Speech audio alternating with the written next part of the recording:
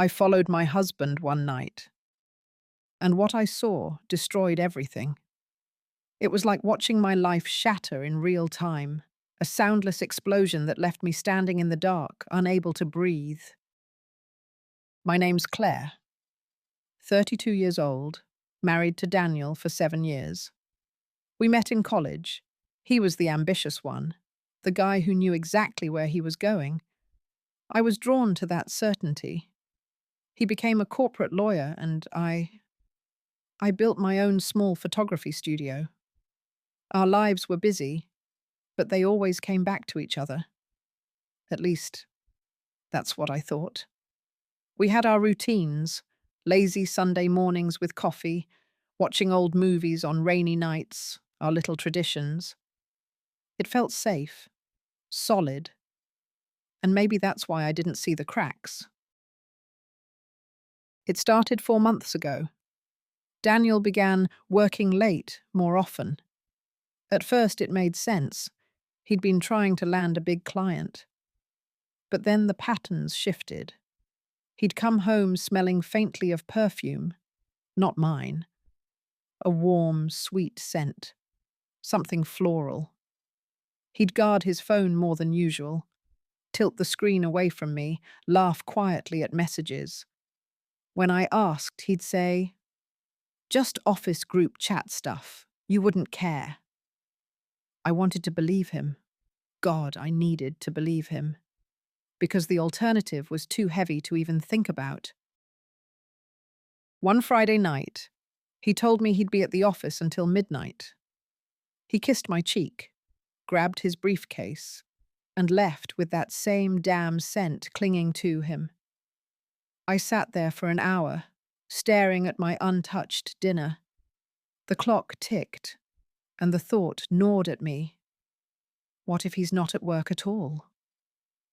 My heart pounded as I grabbed my camera bag, not because I needed it, but because holding it gave me courage. I told myself I just wanted peace of mind. I just wanted to see him at his desk, working hard like he said. Then I could come home and laugh at my own paranoia. That's all it was supposed to be. I parked a few blocks from his building, my hands gripping the steering wheel so tight my knuckles ached. The streets were mostly empty, the air heavy with the smell of rain on asphalt. Daniel's car was there. Relief started to rise in my chest, until I saw him.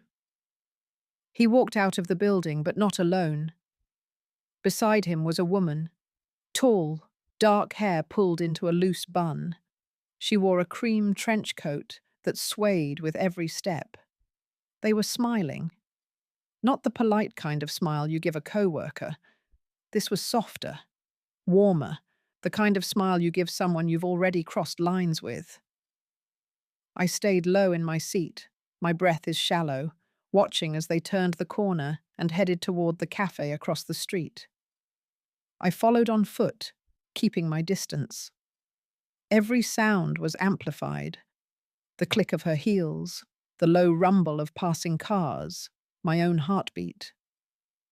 Through the cafe window I saw them sit in a corner booth. Her hand brushed his as she laughed.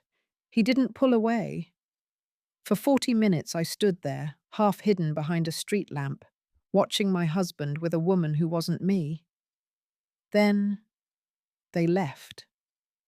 He held the door for her, and she looped her arm through his like they'd done it 100 times. They crossed the street, and my stomach dropped when I realized where they were going.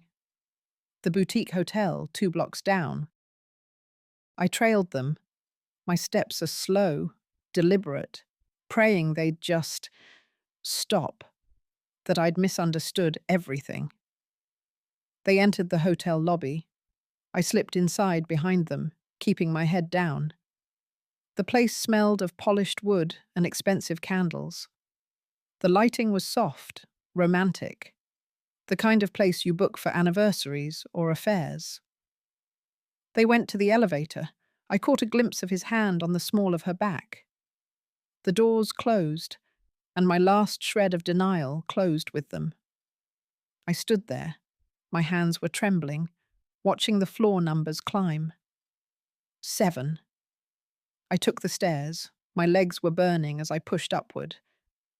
When I reached the 7th floor, I saw them at the far end of the hall. She unlocked a door.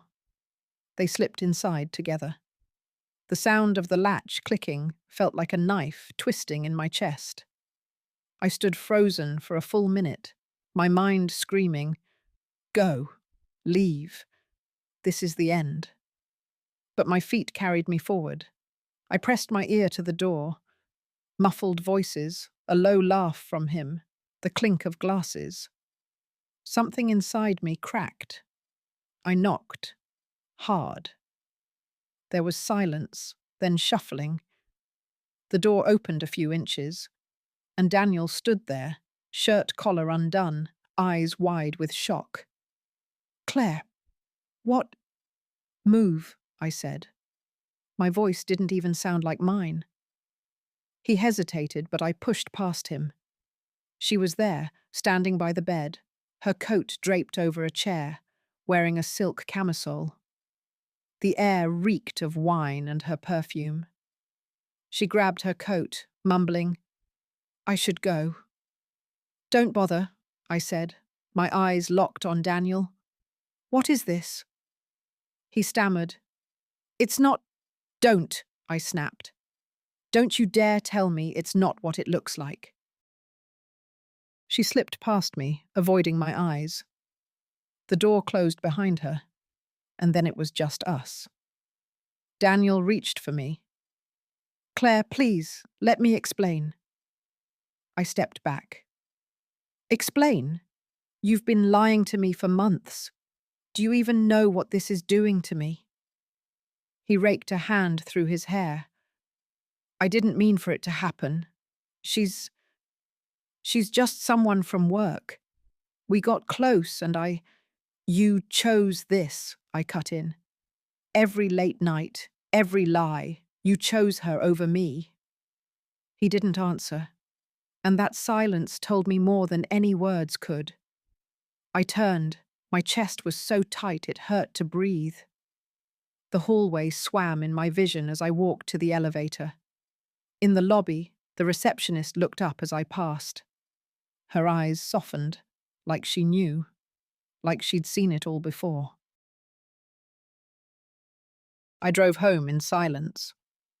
No music, no tears, just the hum of the engine and the hollow ache in my chest. When I walked into our apartment, I saw the framed photo from our wedding day on the wall. Us, smiling, believing in forever. I took it down, set it face down on the counter. Daniel called 6 times that night. I didn't answer. By morning, I'd packed a bag and left. No note. No explanation.